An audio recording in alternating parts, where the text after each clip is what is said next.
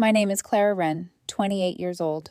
I stood frozen in the narrow hallway, one hand pressed against the cool plaster wall as if it could steady the dizziness crawling up my spine. In the other hand, my wedding magazine crinkled beneath my grip, pages bending and tearing at the edges. The dining room door was cracked just enough to let voices escape, familiar voices I knew too well. I wasn't supposed to be home this early. My marketing meeting had ended an hour ahead of schedule, and I thought I'd surprise them with takeout. Instead, it was they who surprised me. "She'll pay for everything, just like she did for my wedding." Violet's laugh cut through the air, sharp and too loud, like broken glass scattering across the floor. "That's what little sisters are for," she added, her tone dripping with entitlement. My mother chuckled warmly, as though it was the most natural arrangement in the world. "We've already told everyone about the combined celebration," she said, pride glinting in her words. My father cleared his throat, adding his seal of approval. "Your anniversary deserves as much attention as her wedding. 5 years is a milestone." I couldn't breathe. My magazine slipped from my hand and fell silently onto the carpet. I didn't reach for it. My lungs strained against shallow, uneven breaths. 5 years of therapy, 5 years of learning to recognize my worth, evaporated in a heartbeat. Suddenly, I wasn't a 28-year-old woman with a stable job, a loving fiancé, and a future I had built with my own hands. I was 10 years old again, watching Violet tear open my birthday presents while relatives clapped and cooed at her generosity for sharing them with me. The sharp sting of memory mixed with the ache in my chest. I backed away from the door, careful not to let the floor creak. My legs carried me outside on autopilot to my car parked at the curb. The keys dangled in my trembling fingers, but I didn't start the ignition. I couldn't yet. Instead, I sank into the driver's seat and stared blankly ahead, the roar of blood in my ears louder than traffic outside. I needed Robert. My thumb hovered over his name in my contacts. 3 deep breaths later, I pressed call. He answered on the second ring. "Hey, beautiful," his voice soft, steady, grounding me. "How was the meeting?" "They're trying to do it again, Rob," I said. My voice came out steadier than I expected.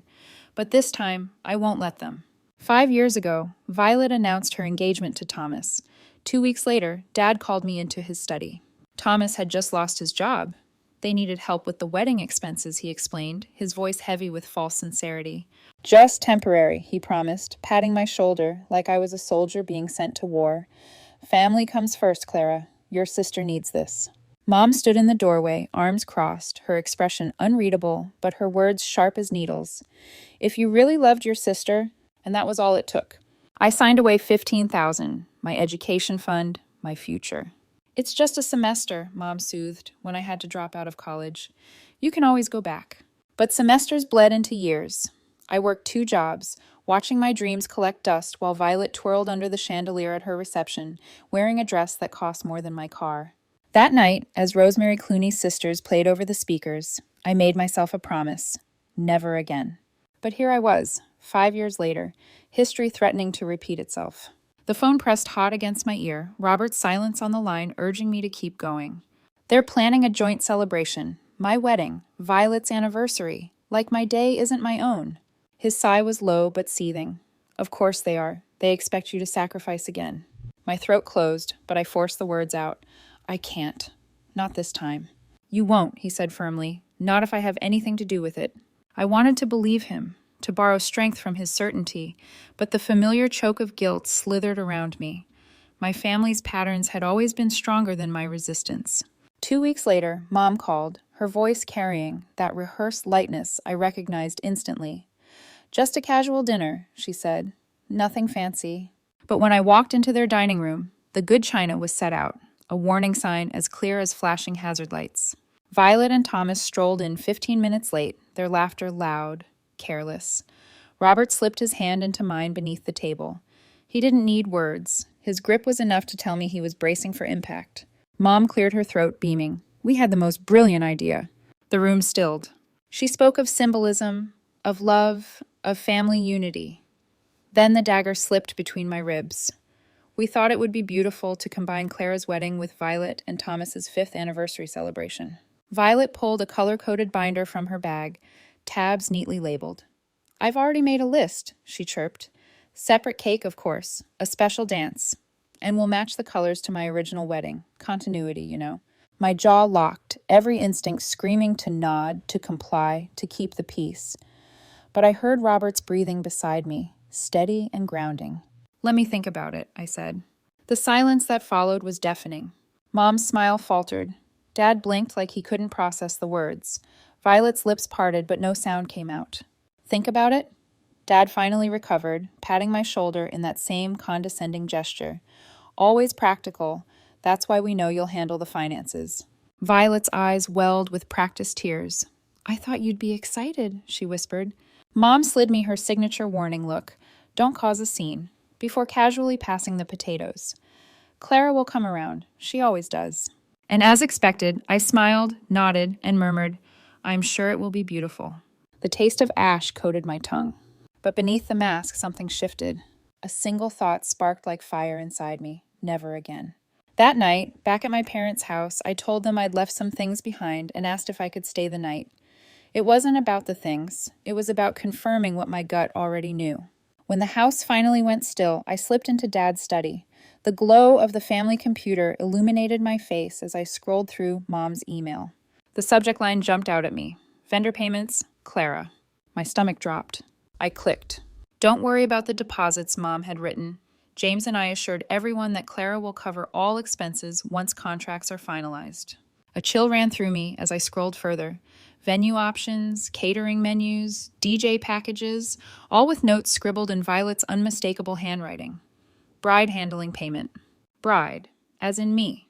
My hands trembled on the mouse. A notification pinged in the corner of the screen. Amazon confirmation, logged into Mom's account. Out of reflex, I opened it. A wedding dress, not mine. Another one. Ordered 3 days ago, using my credit card number. The bile rose in my throat. I pulled out my phone and typed a single message to Robert. "I need your bathroom. Our code for urgent." He answered immediately. What happened? My voice sounded hollow, even to me. "They've been planning this for months. Violet bought another wedding dress with my card." His tone hardened. "That's credit card fraud, Clara." "There's more," I whispered, opening my banking app. "Remember those deposits I couldn't account for last month?" "They weren't deposits. They were withdrawals. For wedding expenses." Robert's silence was heavy. Then he said quietly, "They're not just using you. They're dismantling you." I swallowed hard, eyes burning. On Dad's desk sat a framed family photo, me smiling, my hand resting on Violet's shoulder on her wedding day. I'd just signed away my future that night, and yet there I was, grinning like a willing fool. Not anymore. I took screenshots of every email, every invoice, every fraudulent charge.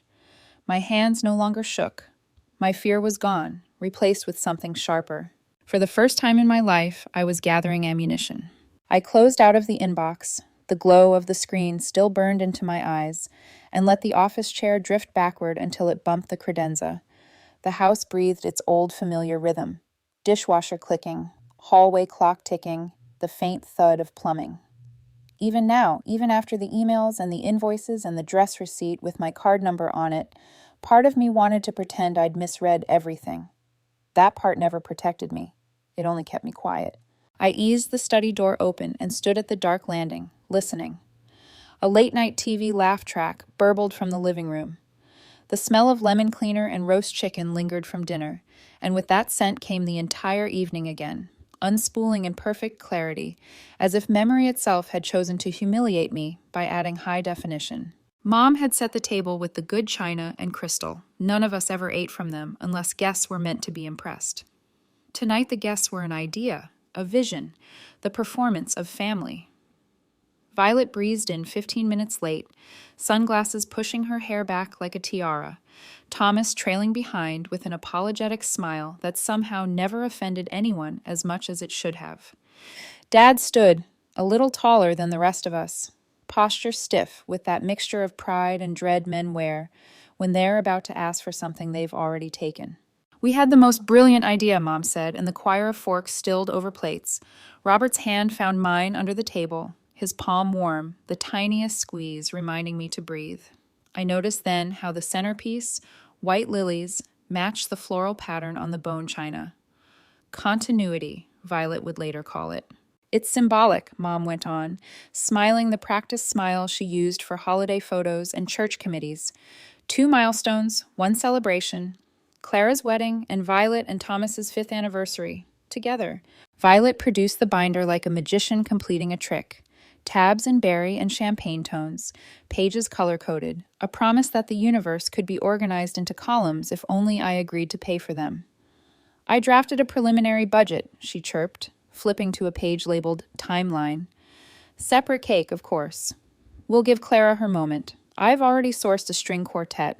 Oh, and the colors should echo mine, for continuity. Continuity, Dad echoed, grateful for a word that sounded like planning rather than control. His eyes cut to me, measuring. You've always had an eye for practical details, sweetheart. You'll make this work. The word work hit me like a tap to an old bruise. In our family, work meant I'd pick up the check, write the emails, clean the mess, take the hit. I felt Robert straighten beside me, his thumb tracing an absent-minded half-circle over my knuckle. I'll think about it, I said, and silence took the room by the throat. It was so brief, that quiet, but it rang. Mom's smile cracked at the edges. Dad blinked twice, a tell he didn't know he had. Thomas glanced at Violet, whose mouth opened and closed, with the shock of a fish yanked from water. Think about it, Dad managed, patting my shoulder, the gesture paternal and minimizing at once. Of course. So sensible. That's our Clara. Then, lower, like a stage whisper meant for everyone. Naturally, she'll handle deposits. I've told a few people we're moving forward. Dad, I said, and even that single syllable had weight.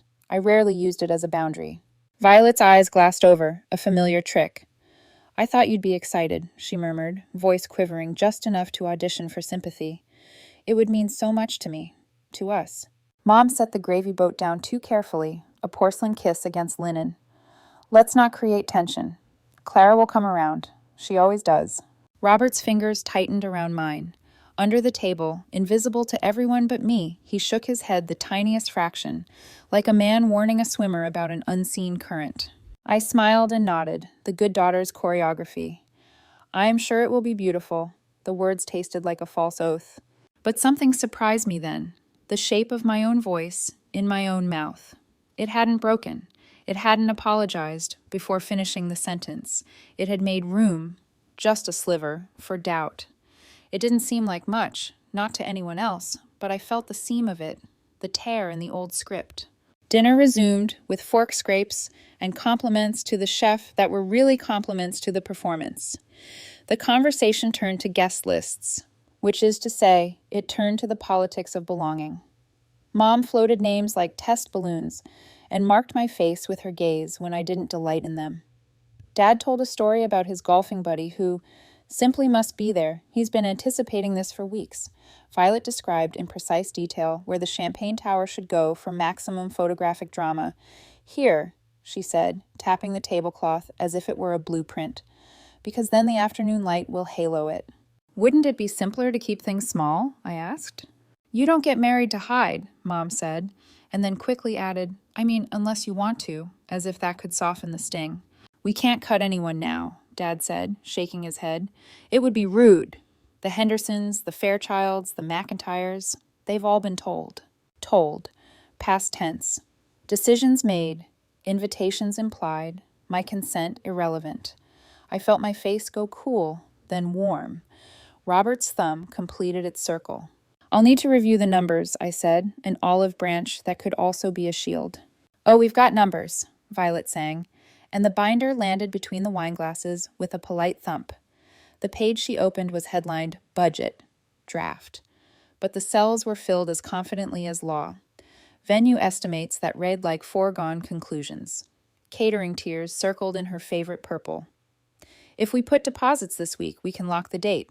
Mom and Dad spoke with the coordinator already. Already? Robert asked, the first word he'd given the table all night. It slid in smooth and quiet, but it cooled the air. He smiled, not warm. It's thoughtful that you both want to help. Clara and I will decide what we sign and when we sign it. Mom blinked like the dining room lights had flickered. No one is forcing anything, dear. We're family. We're coordinating. You'll just fit into the plan. Fit into the plan. The phrase nicked me, small and precise. I could feel the memory of it in my sternum from other years, other dinners. I took a sip of water and heard the tiniest tremor of glass against teeth. Violet's eyes found it and brightened with vindication. "It's not that complicated," she said, too sweet. "You're the bride, Clara. You pick a dress. We handle the rest." Robert set his glass down, just once, like a gavel. "Clara picks everything that belongs to her." Dad's smile thinned. "Son, there's a way things are done." Robert met him, mild as weather. "There's also a way people are treated." The room held still. Thomas shifted, uncomfortable, clearing his throat. For a second I thought he'd speak up. He didn't. He never did, not until it was safe to agree with the last voice in the room. I placed a fingertip on the edge of Violet's tabbed page and turned it toward me, scanning the columns as if I were back at work, auditing a client's promises. I recognized the rhythm of the numbers, the certainty of them, the assumption that I would slot into them like a coin into a meter. "I said I'd think about it," I repeated softly, handing the page back. "Of course," Mom said, but the muscles at her jaw flickered. "It's late. We can talk details tomorrow." We didn't talk details tomorrow. They planned them. They always did. The details were never mine. The bills were. Back on the landing outside the study, that memory settled into my body like a weighted blanket that was supposed to comfort but only pinned. From the living room, I caught the tail end of Mom's voice. She was telling Dad she'd email Aunt Jean a little update in the morning. Update, not question. Statement, not ask. A stair tread groaned beneath my heel. I froze. The TV muted. I heard the whisper of slippered feet in the hall and stepped back into shadow. The little girl in me wanted to disappear. The woman in me did not. Mom's silhouette floated past, the lemony perfume of her night cream catching in my throat. She paused at the study threshold, glanced at the dark doorway, and moved on. For a moment, I thought of calling to her, showing her the emails, the invoices, the unfair math. For a moment, I wanted to believe she didn't know. But the Amazon confirmation had Mom's account on it. The vendor promises had her voice. Love can be complicit. It can be tidy. It can be cruel. I went to my old room and shut the door, not softly. In the dim light, the childish wallpaper felt like a prank. I sat on the edge of the bed and let the house speak its secrets around me. 1,000 versions of me had learned to stay small in this room. I stretched my legs out until my calves burned, just to touch the opposite edge of the comforter with my toes. Make the space larger, make the body take it. My phone buzzed. "Robert, do you need me to come get you?" I typed, "No, not yet. I need to see how far they've already taken it." He replied, "Then promise me something." "Don't sign anything, not a scrap." "I promise," I wrote, and felt the word lock into place like a bolt. Downstairs, a cabinet door shut. A drawer slid. I pictured the binder resting on the dining table even now, its tabs neat and earnest, the way a trap can look harmless right up until the teeth close. People think traps are sprung by predators alone. But the cleverest traps are built by families at dinner tables with cake diagrams and floral palettes and words like continuity. I lay back, eyes open to the ceiling. The studs behind the plaster groaned as the house cooled, old wood remembering where it once belonged. I listened to it settle, and in that creak I heard the outline of what came next. I would smile, I would nod, I would make room for their assumptions long enough to catch them making them. I would let them think the door was still open. Then I would close it. In the morning, they would speak of venues. They would speak of deposits. They would speak as if the contracts were already mine to carry. And I would let them talk, because silence tells more truth than arguments ever do. For now, I turned my face to the wall and whispered a small private oath into the dark. Never again. And this time, I mean it in writing. The morning after that uneasy dinner, sunlight slipped through the slats of my childhood blinds, striping the floor in golden bars. It should have been comforting, that kind of light, but it felt like surveillance. Every ray felt like a spotlight trained on me, waiting for me to play the role they'd cast. Reliable Clara, dutiful daughter, the one who absorbs the blows and never complains. But I wasn't 10 anymore, or 18, or even 23 when I signed away my college fund with a trembling hand and a forced smile. I was 28, and last night's performance had burned something inside me, leaving behind ash and resolve. Dad's study called to me again like a forbidden archive. The oak door stood closed at the end of the hallway, the brass knob reflecting morning light like an unblinking eye. My mother's muffled voice floated from the kitchen. cheerful tones layered over clanging pots. Violet's laugh erupted from the dining room as she recounted some story to Thomas. Safe. Distracted. I slipped inside the study and shut the door, heart hammering. The room smelled faintly of leather and dust, a mixture of old books and Dad's cologne. His mahogany desk dominated the space, every paper stacked with military precision. My fingers itched with the fear of being caught, but desperation dulled the panic. I woke the computer. The login screen vanished. He hadn't even set a password. My breath snagged in my chest as the inbox bloomed across the monitor. Hundreds of emails, tidy folders, chains of correspondence. My gaze landed on one subject line bolded near the top. Vendor payments, Clara. The mouse felt slippery in my palm as I clicked. Don't worry about deposits, Mom had written to a string of vendors. James and I assured everyone that Clara will cover all expenses once contracts are finalized. Contracts. Expenses. Clara will cover. My own name turned into a currency I never agreed to spend. I clicked deeper, through threads and attachments. A floral designer confirmed, "Yes, Mrs. Wren, we'll bill Clara directly after initial deposit." A caterer replied, "Please thank Violet for helping finalize the menu. We'll look for Clara's signature soon." Each line was another stone added to the weight pressing on my chest. A ping startled me, a fresh notification sliding across the corner of the screen. My mother's Amazon account had just updated. Without thinking, I clicked.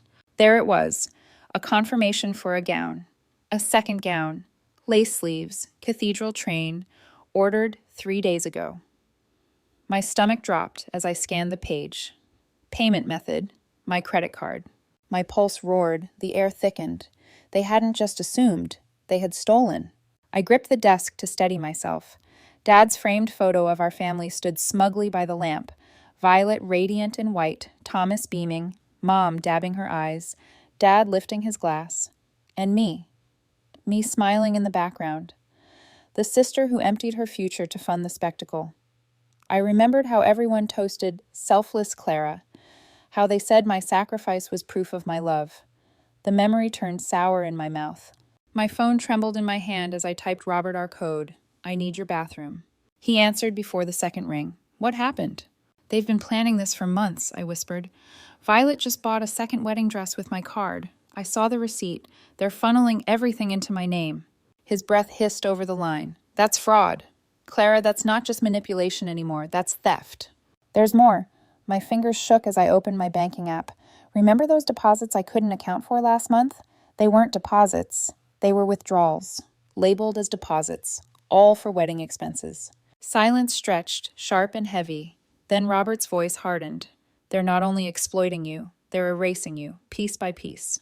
I swiveled in the chair, eyes darting to the locked drawer I'd seen Dad open countless times. The key sat in plain sight atop the bookshelf. My hand moved before I could second guess. The drawer opened with a reluctant squeak. Inside, contracts, neatly stacked, color-coded. On the top, an Excel file printed and clipped, the title scrawled across the first page. W plus a budget final. W plus A. Wedding plus anniversary. My eyes scanned the rows, each one a blade cutting deeper. Venue, $22,000. Catering, $15,000. Entertainment, $8,000. Flowers, $7,000. Photography, $6,000. Dresses, plural, $5,000. At the bottom, in Violet's purple handwriting, total $63,000. Naomi's responsibility. My legs tingled, threatening to give out. I sank back, staring at the mocking numbers. A lifetime of being the responsible one reduced me to a line item, a walking ATM. Something else caught my eye, a slim, leather-bound journal tucked at the back of the drawer. My mother's handwriting curled across the cover. My conscience screamed at me not to, but I opened it anyway. Her entries were crisp, matter-of-fact. "Clara has always been the responsible one. She'll understand this is for family. Violet needs this more. Clara will manage. If we explain it as tradition, she won't fight it." I pressed my hand to my mouth, nausea curling through me. The words weren't cruel in tone. They were clinical, logical, written with the detached certainty of someone cataloging a household inventory. Love repurposed into exploitation, neat and unquestioned. My phone buzzed again. A message from Robert. Screenshots. Evidence. Protect yourself first. Yes. Evidence. I snapped photos of every page, every invoice, every contract. Each click of the camera steadied me, turned my panic into resolve. The doorknob rattled. I froze. Clara? Mom's voice, too close. My hands scrambled to shut drawers, minimize windows, return everything as it was. My reflection in the darkened computer screen was wide-eyed, guilty, defiant. The knob stilled, silence. Then the soft shuffle of her slippers faded down the hall. I sat motionless, the pounding of my heart drowning out every other sound. When I finally stood, I didn't feel like the same woman who had crept into this study trembling with guilt. I felt like someone sharpening her weapons in the dark. I slipped the phone back into my pocket, stepped into the hallway, and let the study door click softly behind me. Upstairs, in the mirror above my childhood dresser, I saw myself with new clarity. The perfect daughter was gone. What stared back was someone with steel threading through her veins, someone ready to fight. And for the first time, I felt a dangerous kind of power. The next evening, I sat at my kitchen table with my phone in one hand and a cooling mug of tea in the other. Robert paced the length of our small apartment like a caged animal, his agitation too big for the four walls. He had listened to everything I found in the study, the emails, the invoices, the second dress, the budget spreadsheet, and his face had shifted from disbelief to fury in less than a heartbeat. They're not just controlling, Clara, he said, rubbing the back of his neck. They're orchestrating fraud. They're stealing your money, your name, your future, and they expect you to thank them for it. I took another sip of tea, though it tasted like nothing. My hand still trembled from the night before. What do I even call it? Family theft? Financial abuse? Those words feel too heavy, too ugly. They feel ugly because they're true. His tone was sharp, but his eyes softened when they met mine. We can't keep pretending it's just family quirks. This is deliberate. I wanted to argue, to defend them the way I always had, but the evidence sat on my phone, undeniable. For years, I'd told myself my parents simply didn't know the damage they were causing. That Violet couldn't help herself, that Mom was only trying to keep peace, that Dad was misguided but well-meaning. But journals don't lie. Spreadsheets don't care about intentions. My phone buzzed. A message from Jessica, my best friend since college. Call me, urgent. I hit dial. She picked up on the first ring. Clara, what the hell is going on? Her voice was clipped, professional in that way she used with clients. Violet just contacted our office about your wedding arrangements. She said she's managing everything, that you wanted a simple ceremony. She even implied I should send all invoices to her directly for approval. My heart thudded. She told you that? Yes, and I don't buy it for a second. Her voice softened. Clara, this isn't normal. It's not just pushy family behavior. It's manipulation. They're gaslighting you. Gaslighting. The word fit like a puzzle piece I hadn't wanted to place.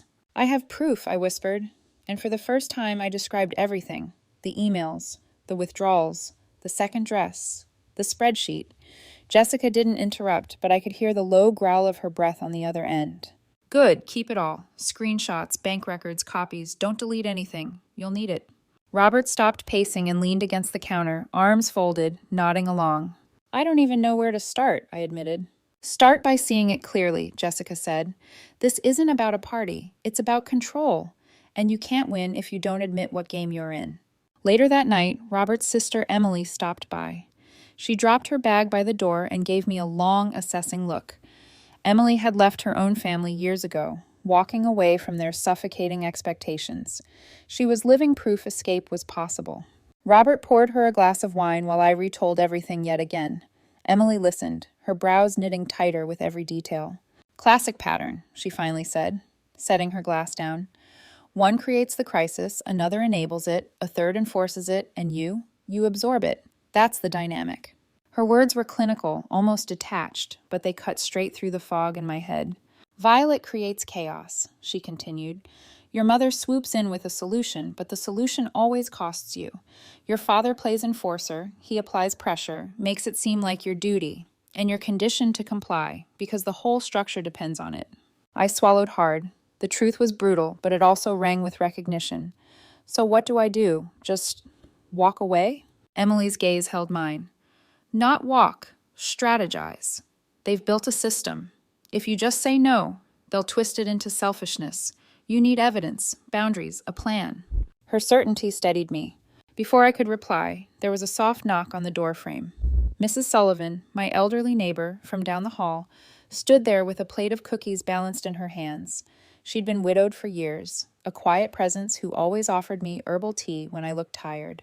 "I hope I'm not intruding," she said gently. "I heard voices and, well, I thought maybe you needed company." Robert ushered her in. I didn't know what compelled me to share, but within minutes, the whole story poured out again. Mrs. Sullivan listened without judgment, her lined hands folded in her lap. When I finished, she sighed, a deep exhale carrying decades of experience. "I've watched your family from afar for years, dear. It was always the same pattern. Violet takes, your mother smooths, your father insists, and you—" She touched my hand, eyes kind but piercing. "You surrender." Shame prickled under my skin. "Because it's easier?" "Because you thought it was love," she corrected softly. "But love without respect is just control, dressed up pretty." Silence filled the room. Jessica on speakerphone murmured her agreement. Emily nodded. Robert reached for my hand again. Something shifted in me then. The fear didn't vanish, but it was joined by something else, recognition. For years, I'd thought I was crazy, overreacting, selfish. Now, 4 separate voices echoed the truth I'd buried. I wasn't imagining it. I was trapped in a system designed to break me. And once you name a system, you can dismantle it. Later that night, Robert and I sat together in the dim glow of the living room lamp. My evidence folder had grown fat on my phone. Screenshots, photos, contracts, journal entries. "They think you'll keep smiling," Robert said quietly. "That you'll keep absorbing." "I won't," I said, surprising myself with the steadiness of my tone. He tilted his head, studying me. "Then how do you want to fight? Emotion won't work with them. You'll need strategy." Strategy. The word lingered in the air like a promise. I closed my eyes and saw Violet's binder on the dining table, her practice tears, my mother's journal entries.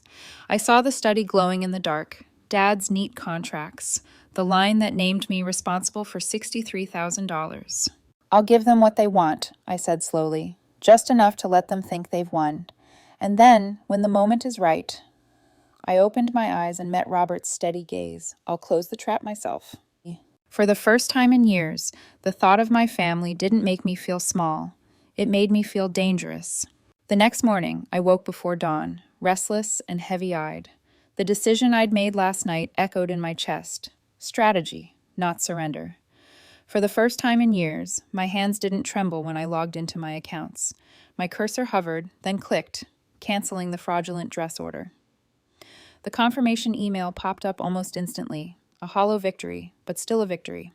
I went further. I changed passwords, updated security questions, set up alerts for every transaction. Each keystroke was like drawing a boundary in neon paint, a warning sign my family would never see coming. My pulse raced, not from fear, but from the strange intoxication of control. By the time Robert stirred awake, rubbing sleep from his eyes, I had fortified my financial walls. "You didn't sleep," he murmured, scanning my laptop screen. "I'll sleep later," I replied. "For now, I'm locking every door they've ever picked open." He pulled me into his arms. "Good, but don't think they'll just stop because you changed a few passwords. They'll push harder." He was right. The first call came that afternoon. Violet's name lit up my phone. Against my better judgment, I answered. "Clara!" Her voice was syrupy, sticky with false cheer. "Did you hear about the networking event my company is hosting? I thought of you immediately. Remember, I helped you land that marketing position. Family connections are everything." There it was, the hook. She never offered without demanding something in return. "I'm busy," I said flatly. She ignored me. "Speaking of family, have you chosen a venue yet? You really don't want to wait too long. Dad and Mom already reached out to Rosewood Manor, and it would be so convenient to finalize." Convenient, for her maybe. "I'll think about it," I said again, and hung up before she could drip more poison into my ear. That evening, Dad called. "You know, Clara," he began in that fatherly tone that always felt like an order in disguise, "your mother and I have been discussing a down payment on a house for you and Robert. We could help. But of course, it all depends on how smoothly this wedding goes." My stomach nodded. A bribe wrapped in parental benevolence. "Smoothly," I echoed, fighting to keep my voice even. "Yes, smoothly." His chuckle grated. No need for drama, eh? Just sign the contracts, let Violet manage her parts, and we'll all be happy. My teeth clenched. I wanted to scream that happiness was the last thing I'd ever felt under their roof. Instead, I ended the call politely, then hurled my phone onto the couch with a ragged exhale. Robert picked it up, scowling at the caller ID still glowing on the screen. They're tightening the screws. Let them, I muttered. They're only making their fingerprints clearer. The next day, Mom's turn. She called during lunch, her voice laced with manufactured worry. Sweetheart, I don't want to stress you, but you know heart issues run in our family. All this wedding tension could trigger something for your grandmother. She's fragile, you know. It would break her heart if there were conflict. I gripped my fork until the metal bit into my palm. Emotional blackmail. A new layer added to the old playbook. Grandma deserves peace, I said quietly, but peace isn't bought by breaking me. Mom's pause was brief but telling. Then her voice sharpened. We've already told the aunts about the combined celebration. They're thrilled. It's too late to change anything. Too late, always too late. When the call ended, I sat staring at my untouched food until Robert gently pulled the plate away. You don't have to carry this alone, he said. I know, I whispered, but my voice cracked. By nightfall, I was unraveling. The walls I'd built that morning felt flimsy, paper-thin against the storm of calls, demands, manipulations. I excused myself to the bathroom, locking the door behind me. I gripped the sink and stared into the mirror.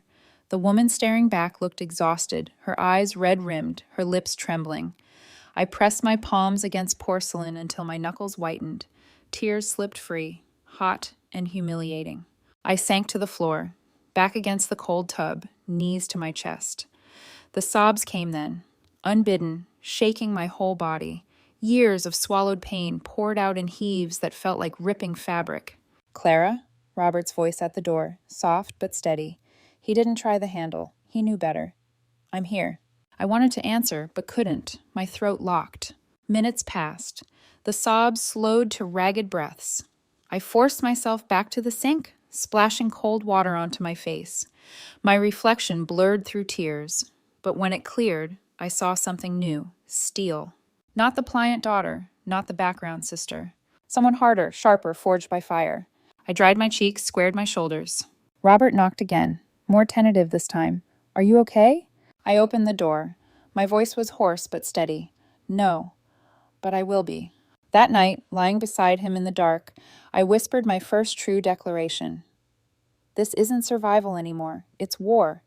And I'll fight it my way, strategically, not emotionally, with boundaries, not bridges. His hand found mine beneath the covers, squeezing once. Then we fight together. I closed my eyes, and for the first time in weeks, sleep came. Not peaceful, not gentle, but purposeful, filled with the dark promise of battles yet to come. 3 days later, Jessica convinced me to try on the simple A-line dress I'd quietly chosen weeks earlier. Ivory fabric, clean lines, no frills. When I slipped it on, the mirror reflected something I hadn't felt in years. Me. Not my mother's version of me, not Violet's shadow, just Clara. It's perfect, Jessica said, snapping a photo. Classic, but not boring. Totally you. For a fleeting second, I almost believed it, until the bell above the boutique door jingled. Surprise! My mother's voice rang out, syrupy and loud. She clapped her hands as she and Violet swept inside. My stomach plummeted. Jessica's eyes widened, then narrowed into a warning glance. Hold steady. Violet removed her sunglasses with a flourish, circling me like a predator, scenting prey. Her manicured finger tapped her chin as she eyed the dress. It's a bit plain, isn't it? Nothing like my Vera Wang, but I suppose it suits you. My chest tightened. I held my ground, forcing my expression into neutrality. Before I could respond, Violet reached for a glass of complimentary champagne from the nearby table. One quick, deliberate flick of her wrist, and a cascade of red liquid splattered across the ivory fabric. The boutique went silent. Oh no, Violet gasped, hand flying to her mouth in mock horror. I'm so clumsy. Thank goodness you haven't purchased it yet. The crimson stain bloomed like a wound across my front. The boutique owner rushed forward with club soda, but we all knew the truth. The dress was ruined. Mom patted my arm as if consoling a child. Don't worry, dear. Clearly this wasn't meant to be. We'll find something that complements Violet's anniversary gown. Jessica's jaw dropped. Compliments? She cut herself off, eyes flashing, but one sharp look from me kept her quiet. This wasn't the place to fight. Not yet. I walked into the fitting room, shut the door, and pressed my hands against the counter. My breaths came shallow, but my mind was already sharpening. Violet thought she'd humiliated me. What she'd really done was give me proof of intent. Malice, not accident. The trap tightened the very next day. My parents summoned Robert and me to Rosewood Manor, a venue I hadn't agreed to visit. Still, I went. It was better to see the battlefield than to ignore it. The grand ballroom shimmered with crystal chandeliers, every surface polished to gleaming perfection. Floor-to-ceiling windows overlooked manicured gardens. It was breathtaking, yes, but it wasn't mine. I never wanted a spectacle. Perfect for your sister's grand entrance, Dad said, clapping the venue manager on the shoulder. And plenty of room for all 200 guests. 200? My voice cracked. We agreed on 50. Mom waved dismissively. We couldn't possibly cut the list now. Everyone's already been notified. The venue manager, Mr. Phillips, smiled politely, holding out a thick contract. If we could just get signatures and the deposit today, we'll be all set for next month's celebration. Dad pulled out his pen with the confidence of a man accustomed to control. I'll sign first, then Clara can. Actually, I interrupted, my voice surprisingly calm. My fiancé and I agreed. Both our signatures are required on any contract, non-negotiable. The silence that followed was electric. What are you talking about? Mom's smile strained. Robert doesn't need to be bothered with these details. I met her gaze evenly. It's our wedding. We make decisions together. Violet snorted, folding her arms. Since when do you make decisions at all? That old sting burned, but instead of shrinking, I reached into my bag and pulled out a folder. I slid it across the table. Inside, printouts of unauthorized credit card charges, receipts, screenshots. Since I discovered these, I said quietly. Mom paled. Dad's brows knitted, his eyes darting between the papers and Violet. You told me she approved these expenses, he said slowly. Violet's face hardened. She always pays. That's what she does. The words should have gutted me. Instead, they lit a fire. You ruined my college years, I said, my voice even, measured. You are not ruining my wedding. Mr. Phillips cleared his throat. Perhaps I should give you a moment. No need, I interrupted. My hands were steady as I reached for the contract. I'll review the terms. Dad's jaw clenched. Clara, be reasonable. Reasonable? I let the word hang, heavy. Reasonable is expecting family to respect boundaries. I scanned the contract, then slid it back across the table. Sign if you want to. I'll cover $6,000 for the deposit. The rest is your responsibility. Violet's face twisted. You can't do this. We've told everyone. You've always been the reliable one, the responsible one. I still am, I said, my voice like steel. For once, I'm being responsible for myself. The silence in that ballroom carried the weight of decades. Dad looked at me differently, confused, perhaps even with a flicker of reluctant respect. Slowly he signed. Less flourish this time. I felt Robert's hand slide into mine under the table. For the first time in years, I wasn't agreeing out of duty. I was setting the terms. And they didn't even realize they'd just walked into my trap.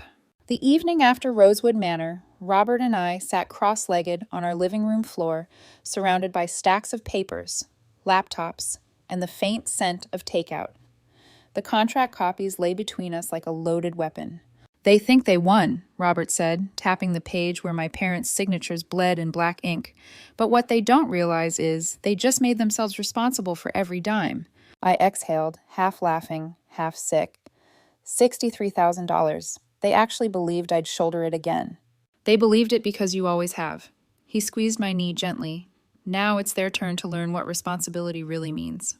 Jessica arrived with her laptop tucked under her arm, her eyes alight with the thrill of strategy. Emily followed, carrying a folder of legal notes from a colleague who owed her a favor. Mrs. Sullivan brought cookies, because no battle plan is complete without sugar. We huddled around the coffee table like conspirators. Jessica laid out the idea first. You let them plan their spectacle. Feed them enough crumbs to keep the illusion alive. In the meantime, we arrange the real ceremony. Small, private, sacred. By the time they realize, it'll be too late. A decoy wedding, Emily added, almost smiling. Genius. My stomach twisted.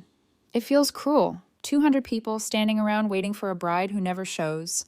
They're not your people, Jessica said firmly. They're Violet's audience. Your parents' facade. You owe them nothing. Mrs. Sullivan's voice was softer but steady. Sometimes the kindest thing, dear, is walking away from a poisoned table. The words landed like a benediction. I nodded, pulse steadying. Then we'll do it. We'll stage the decoy and we'll escape it on our terms. The weeks that followed blurred into a strange double life. By day, I played the dutiful daughter, nodding through calls, offering vague agreements, letting Violet believe her binder ruled my world. By night, I built my own world in secret. Jessica scouted a small lakeside chapel, a whitewashed building with stained glass windows that bathed the pews in sapphire and gold. Robert's parents offered their nearby lake house for the reception, a place filled with warmth, not spectacle. 20 friends, maybe, a handful of people who actually cared.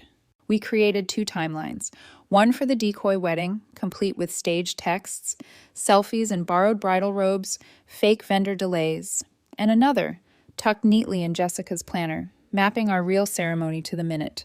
Meanwhile, Violet's arrogance swelled. "Make sure you wear the pearl earrings I picked," she texted one morning. Continuity. Continuity again, that cursed word. I typed back a heart emoji, masking my disgust. Mom left voicemail after voicemail, her voice chirping with fake excitement. "Sweetheart, everyone is so thrilled about the joint celebration. Your father's golf buddies already RSVP'd. Isn't it wonderful?" Dad emailed spreadsheets with guest lists, notes about seating charts, reminders about our financial obligations. I printed them out, filed them into the growing evidence folder, and smiled whenever Robert muttered, "They're building their own gallows." The day of my dress fitting at another boutique, I wore a simple white sundress Jessica had ordered online for the real ceremony. As I twirled before the mirror, the fabric whispering around my legs, I felt light, almost buoyant. "This feels like me," I whispered. "Exactly," Jessica said. "No champagne sabotage can touch this." On the morning of the decoy wedding, sunlight streamed through the lake house windows. Robert lounged on the sofa in jeans, sipping coffee. Not a tux in sight. We had hours before the real ceremony. I snapped a selfie in a borrowed bridal robe, careful to crop out the lake house background. Caption: "Getting started, running a little behind, but so excited." I added 3 bride emojis and a champagne glass for good measure. Mom's response came within seconds. "Everyone's arriving at the venue. Your father is greeting the Hendersons now." I grinned, showing Robert. 200 guests, and a $63,000 bill. He raised his mug, to freedom. At the chapel, wildflowers from Robert's mother's garden filled mason jars along the pews. Jessica strung twinkle lights through the birch trees outside. Emily arranged the simple cake on a wooden stand. The contrast was dizzying. Across town, crystal chandeliers glittered over a cavernous ballroom, where Violet preened and my parents basked in their imagined generosity. Here, in the lakeside quiet, love hummed between us, stripped of spectacle. My phone buzzed endlessly. Texts from Mom, Dad, Violet, each more frantic than the last. "Where are you? The minister is waiting. Guests are restless. You're ruining everything." I turned the phone off. When I stepped into the chapel in my sundress, Robert waiting at the altar, the room hushed, not out of obligation, but reverence. 20 friends and family who loved us exactly as we were smiled through tears.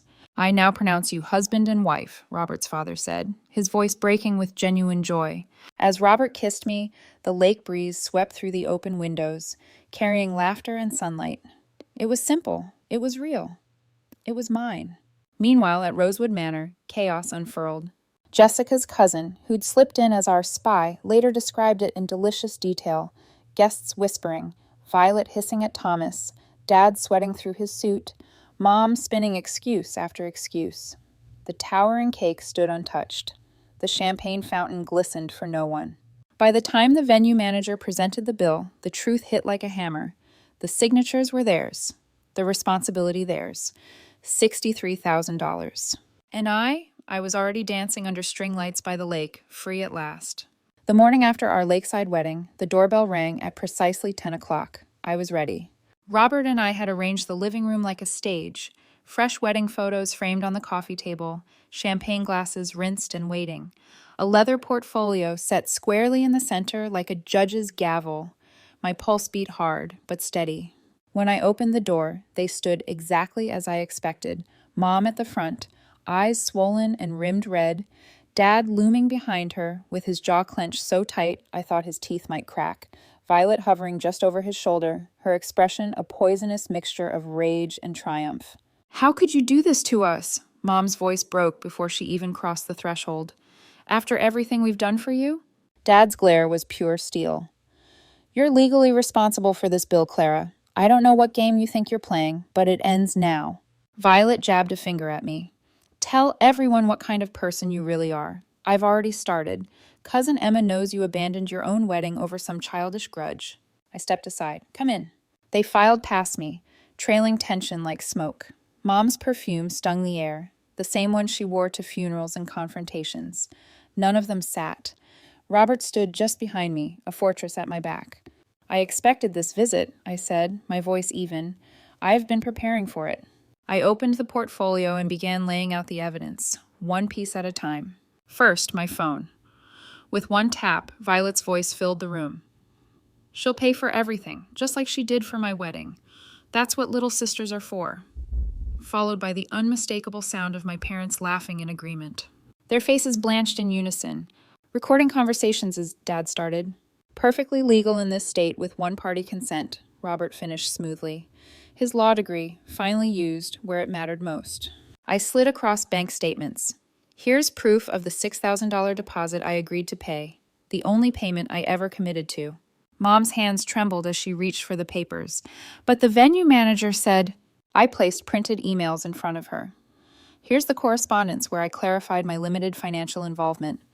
Note the venue manager's confirmation. The contract holders, you and Dad, are responsible for the balance. Violet snatched one of the pages, her voice shrill. This doesn't prove anything. Maybe this will.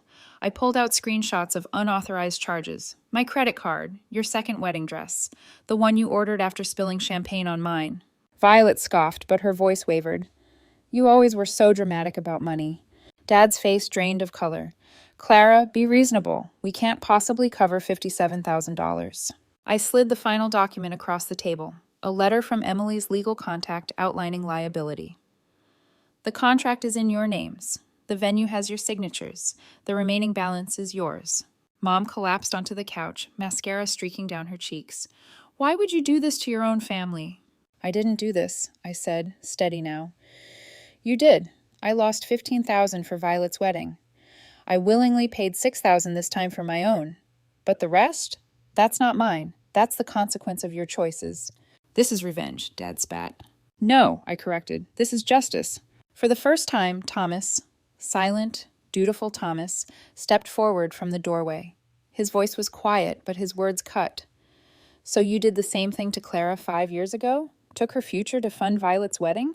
The question landed like a stone in still water. Ripples of silence spread. That was different, Violet stammered, looking to our parents for rescue. But Mom stared blankly at the papers. Dad glared at her. And in that moment, something cracked between them. Your retirement fund, Mom whispered, broken. We'll have to use your retirement fund. Dad whipped toward her. My retirement fund? This was your idea in the first place. Their voices rose, clashing, accusations ricocheting off the walls. Violet tried to interject, but neither parent shielded her this time. The foundation of their united front crumbled before my eyes. I walked calmly to the door and opened it. You can leave now. My new family is coming over to celebrate. They turned, startled by my composure. As they shuffled toward the exit, I couldn't resist one last truth. Consider the $63,000 your investment in my freedom. Violet paused at the threshold, her face twisted into something I'd never seen before. Not triumph, not cruelty. Something closer to respect, tangled with resentment and the faintest flicker of recognition. The door closed with a soft click that sounded louder than any slam. Robert wrapped his arms around me as I leaned into him, suddenly exhausted, exhilarated, hollow and whole all at once. Are you okay? He murmured into my hair. Before I could answer, my phone buzzed. A message from Jessica. We're on our way with champagne and takeout. I smiled faintly at the framed photos on the table, the real ones taken at the lake. People laughing, crying, holding us with genuine joy. I'm more than okay, I whispered. For the first time in my life, I'm free. The scent of roasted turkey and sage filled our new home, curling through the hallways and settling in the corners like a blessing. Sunlight streamed across the hardwood floors we had installed ourselves, golden and warm. I stood at the dining table, arranging a centerpiece of crimson chrysanthemums and gold leaves. Each stem I placed felt like another piece of my life rebuilt, on my own terms. 1 year exactly, Robert said from the kitchen doorway, raising his wine glass in a silent toast. His smile was soft, reaching all the way to his eyes. I returned the gesture, warmth blooming in my chest. 1 year since we chose ourselves. The framed wedding photo on our mantel caught the light. Not from Rosewood Manor, not under chandeliers, or beside towering cakes, but by the lake, in sunlight, Robert and I laughing mid-vow, faces turned away from the camera. Real joy, unposed. The doorbell chimed. I wiped my hands on a towel and peered through the peephole. My heart gave a startled jolt. Violet stood alone on the porch, shoulders hunched against the November cold, no designer coat, no sunglasses perched like a crown. She looked smaller somehow. I opened the door slowly. Violet. She met my eyes, and for the first time in decades, her voice lacked the sharp edge I'd come to expect. I came to apologize. Really apologize. I said nothing, waiting. Dad and Mom had to use their retirement savings to pay Rosewood Manor, she continued, voice unsteady. It was a reality check, for all of us. I gestured toward the living room. Come in. The others will be here soon. She hesitated, glancing down at her hands. Thomas threatened divorce if I didn't start therapy. Said he couldn't stay married to someone who treats family like stepping stones. Her honesty startled me. For a moment, I saw the little girl who once held my hand on the first day of kindergarten before she learned to see me as competition. How's it going? I asked carefully. Her eyes flicked up, vulnerable. Hard, but necessary. The front door opened behind us as Jessica arrived carrying a homemade pie, followed by Emily and Robert's parents, their arms full of dishes. The warmth of their greetings filled the entryway, crowding out the cold. Violet stood at the edge of it all, uncertain, like a guest at the wrong party. Later, around the table, Robert raised his glass. To chosen family and second chances. Conversation flowed easily, unburdened by tension. Emily's cousin, home from college, admitted she was under pressure from her parents to change her major. The words tumbled out with the kind of desperation I recognized. I leaned forward, speaking the truth I'd once struggled to believe myself. Sometimes the most loving thing you can do is refuse to be someone's victim. Boundaries aren't walls. They're the foundation of healthy relationships. The cousin's eyes brightened, and I felt a strange peace wash over me. What had once been shame was now strength I could share. The scholarship fund Robert and I started with the money saved from our wedding had already helped 2 young women start college that fall, proof that sacrifice could be transformed, not erased. As dusk settled, most guests departed with hugs and promises to return. Only Violet lingered, quietly helping clear dishes. She moved carefully, almost reverently, as though afraid to disturb the fragile peace. You're welcome here, I told her softly by the sink, as my sister, not as the person who tried to ruin my wedding. She swallowed hard, nodding. For once she didn't argue, didn't twist my words. Mom sees it too, she murmured. How she enabled everything. She asked if she could call you sometime. I didn't answer right away. Some wounds weren't ready for mending. But the fact Violet had said it at all was enough. Later, after Violet left, Robert pulled a small package from behind his chair, wrapped in silver paper. He handed it to me with a mischievous grin. Happy anniversary. I unwrapped it carefully. Inside was a shadow box lined with burgundy velvet. Mounted at its center was the receipt from Rosewood Manor, the $6,000 deposit I had paid. Beneath it, an inscription. Best investment we ever made in our freedom and future. My breath caught. I traced the glass with my fingertips, smiling through tears. Some lessons cost dearly, but this one, worth every penny.